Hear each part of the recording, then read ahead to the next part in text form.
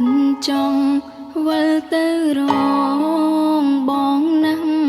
តែពេលនេះអូនមានអ្នកថ្មីថ្នាំងថ្នមគេគឺជា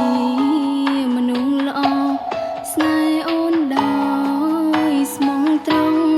អូនមិនអាចអាត្មានិយមបងគេ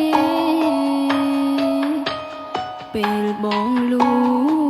ញមើលអូនលួចសំឡឹងភ្នែកស្រីដឹងចិនថ្លៃ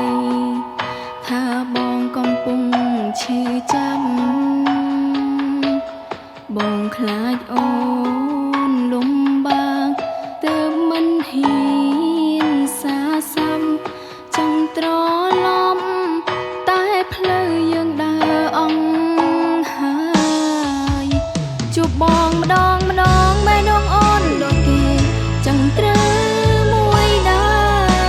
រឈឺនឹងត្រានត្រាយអូនចង់តែបរិយាយឲ្យបងបានដឹងថានឹងបងណាំងអូនស្រឡាញ់បងណាំងដឹងទេប្រលឹង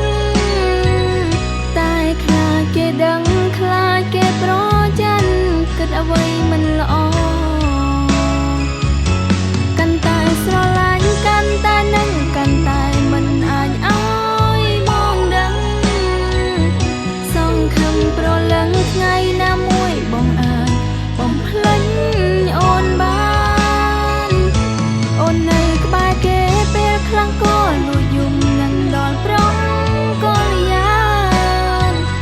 ប៉ុន្តែក្រុមយ៉ាងគឺបានត្រឹមកិនមិនអាចរំលឹក